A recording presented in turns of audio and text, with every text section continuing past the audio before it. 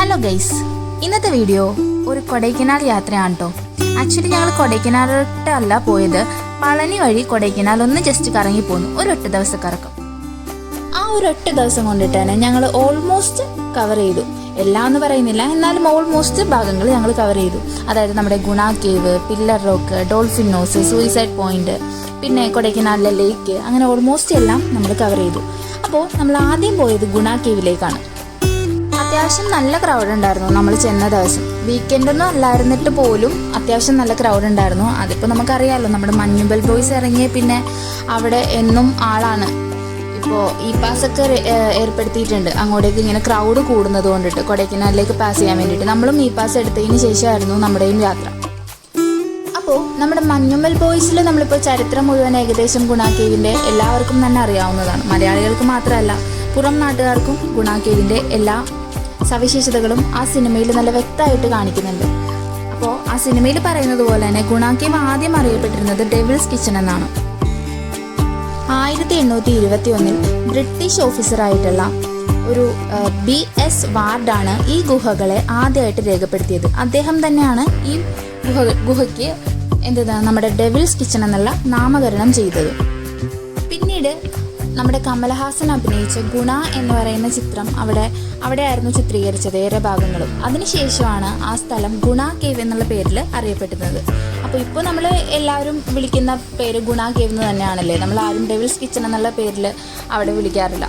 അപ്പോൾ നോക്കിയാൽ നല്ല ക്രൗഡായിരുന്നു. ഞങ്ങൾ അതിൻ്റെ കൂടെ മഴയും കൂടി കിട്ടിയത് കാരണം ആകെ നനഞ്ഞു കുളിച്ച് ആകെ അലമ്പായിരുന്നു. പിന്നെ നമ്മളവിടെ ചെന്നപ്പോൾ തന്നെ നമ്മുടെ മഞ്ഞുമൽ ബോയ്സിലെ ഡയലോഗായിരുന്നു ഫുള്ള് സുഭാഷേ സുഭാഷേ എന്നും പറഞ്ഞിട്ടായിരുന്നു അവിടെയുള്ള ആൾക്കാർ മുഴുവൻ നിന്നയിച്ചത്. ശരിക്കും ഈ ഗുണ കേവിലെ അപകടങ്ങളെ പറ്റി ആദ്യം ചിത്രീകരിച്ചത് മഞ്ഞുമൽ ബോയ്സിലായിരുന്നില്ല. അത് 2014 ഒരു മോഹൻലാൽ ചിത്രമായിട്ടുള്ള ഷിക്കാർ എന്ന് പറയുന്ന ഒരു ചിത്രത്തിലായിരുന്നു. പക്ഷെ അതിൽ നമ്മൾ അത്ര അതിനെ ശ്രദ്ധിച്ചിരുന്നില്ല. ശരിക്കും ഷിക്കാറിൻ്റെ ക്ലൈമാക്സ് ഫുള്ള് ചിത്രീകരിച്ചത് ഗുണ കേവ്സിലായിരുന്നു. പക്ഷെ അപ്പോൾ ഇതൊരു ചർച്ചാ വിഷയമായില്ല. ശേഷം നമ്മളുടെ മഞ്ഞുമൽ ബോയ്സ് 2024 റിലീസ് ചെയ്തപ്പോഴാണ് ഇത് അങ്ങോട്ട് ട്രെൻഡിങ് ആയത് ഗുണ കേവ്സ്. അതിപ്പോൾ മലയാളികൾക്കിടയിൽ മാത്രമല്ല, തമിഴന്മാർക്കിടയിലാണെങ്കിലും മറ്റു ഭാഷക്കാർക്കിടയിലാണെങ്കിലും ഗുണ കേവ് ട്രെൻഡിങ് ആയത് മഞ്ഞുമൽ ബോയ്സിന് ശേഷമാണ്.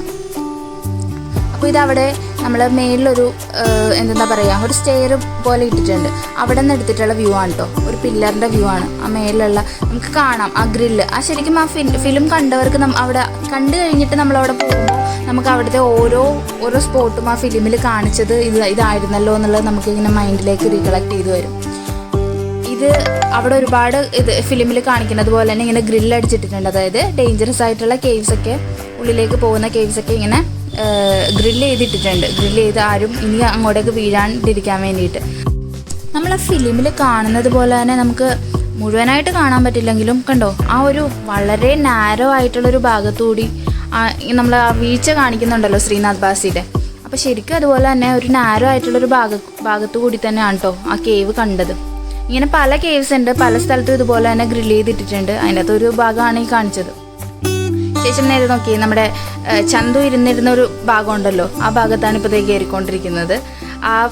അവിടെ ആൾക്കാർ കയറി നിന്ന് ഒരുപാട് പേര് നിന്ന് ഫോട്ടോ എടുക്കുന്നുണ്ട്. ഒരുപാട് ബോയ്സ് ഗ്യാങ് ഒക്കെ വരുമല്ലോ. അപ്പോൾ അവർ നമ്മുടെ മഞ്ഞുമൽ ബോയ്സ് നിന്ന് അവിടെ നിന്ന് എടുത്ത അതേ സെയിം പോസിലൊക്കെ നിന്ന് ആൾക്കാർ ഫോട്ടോ എടുക്കുന്നുണ്ടായിരുന്നു ഈ വേരുകളുടെ ഇടയിലൊക്കെ നിന്ന്.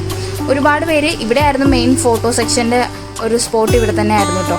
പിന്നെ അവരുടെ ഇങ്ങനെ ചാടി പോകുന്നതായിട്ടുള്ള ആ ഗ്രില്ലൊക്കെ ഉണ്ടല്ലോ, അതൊക്കെ അവിടെയും എല്ലാവരും നിന്ന് ഫോട്ടോസൊക്കെ എടുത്ത് വീഡിയോസൊക്കെ എടുക്കുന്നുണ്ടായിരുന്നു. ശരിക്കും ഈ വേരുകളുടെ മുകളിലായിട്ട് ഒരു വാച്ച്മാൻ നിൽക്കുന്നുണ്ട്. അവിടെ എന്ന് പറഞ്ഞിട്ടുണ്ടെങ്കിൽ ഒരു ഡേഞ്ചറസ് സോണാണ്. സോ അതുവഴിയാണ് ആൾക്കാർ അപ്പുറത്തേക്ക് പാസ് ചെയ്യുന്നത്. ശരിക്കും ഈ ഗ്രില്ല് കടന്നല്ല, ഇതുവഴിയാണ് പാസ് ചെയ്യുന്നത്. സോ അയാൾ അവിടെ നോക്കാൻ നിൽക്കുവാണ് ആരെങ്കിലും അങ്ങോട്ടേക്ക് വരുന്നുണ്ടോയെന്ന്. നമ്മളൊന്ന് ഫോട്ടോ എടുക്കാൻ പോലും അങ്ങോട്ടൊന്ന് ജസ്റ്റ് കയറിക്കോട്ടെ എന്ന് ചോദിച്ചിട്ട് അലൗ ചെയ്തില്ലായിരുന്നു. ഇല്ല, തീരെ പറ്റില്ല, നിങ്ങൾ താഴെ നിന്ന് തന്നെ എന്ത് വേണമെങ്കിലും ചെയ്തോ, ഇങ്ങോട്ട് കയറി വരാൻ പറ്റില്ല എന്നുള്ള രീതിയിൽ പറഞ്ഞു നമ്മളോട്. അപ്പോൾ ആ സെക്യൂരിറ്റി അവിടെ ഓൾവേസ് ഉണ്ടാകും. അതായത് കംപ്ലീറ്റ് നേരം ഉണ്ടാകും. കാരണം ഇനിയും ഒരു അപകടം ഉണ്ടാവരുതല്ലോ. അതിനുശേഷം നമ്മൾ പില്ലർ റോക്കിലേക്കാണ് കേട്ടോ പോയത്. അപ്പോൾ അവിടെ ഒരു ചെറിയൊരു കുരിശുപള്ളിയൊക്കെ ഉണ്ട് പില്ലർ റോക്കിൻ്റെ അടുത്തായിട്ട് തന്നെ. ശരിക്കും ഞങ്ങൾക്ക് പോയപ്പോൾ ഓൾമോസ്റ്റ് എല്ലാം കാണാൻ പറ്റി. മഴയൊക്കെയുള്ള ക്ലൈമറ്റ് ആണെങ്കിലും നമ്മളെന്തോ ഭാഗ്യത്തിന് നമ്മൾ ചെല്ലുന്ന സമയത്ത് കോട ഉണ്ടായിട്ടില്ല. കോട വീണ് കഴിഞ്ഞിട്ടുണ്ടെങ്കിൽ ഇതൊന്നും കാഴ്ച നടക്കില്ല. കാരണം ഞാൻ ഇതിന് മുന്നേ ഒരു പ്രാവശ്യം പോയപ്പോഴും എനിക്ക് ആ പില്ലർ റോക്കിൻ്റെ ആ ഒരു വിസിബിലിറ്റി ഒന്നും കിട്ടിയിരുന്നില്ല. കംപ്ലീറ്റ് കോട വീണിട്ട് ഒന്നും തന്നെ കാണാൻ പറ്റുന്നുണ്ടായിരുന്നില്ല. നമുക്ക് തൊട്ടടുത്ത് നിൽക്കുന്ന ആളെ പോലും മര്യാദക്ക് കാഴ്ച കിട്ടുന്നുണ്ടായിരുന്നില്ല.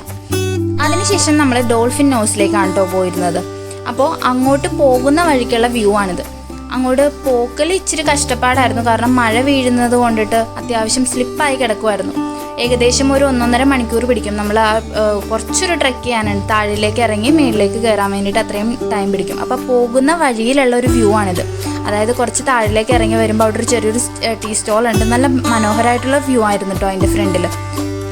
പക്ഷേ നമുക്ക് അതിൻ്റെ മെയിൻ സ്പോട്ടിൽ വീഡിയോ കിട്ടിയില്ല. കാരണം ആ സമയത്ത് കോട വീണിട്ട് ഒന്നും വിസിബിൾ ആവുന്നുണ്ടായിരുന്നില്ല. ചെറിയ രീതിയിൽ നമുക്ക് കാണാമെന്നുള്ള അല്ലാണ്ട് വീഡിയോ എടുക്കാൻ പറ്റുന്നുണ്ടായിരുന്നില്ല.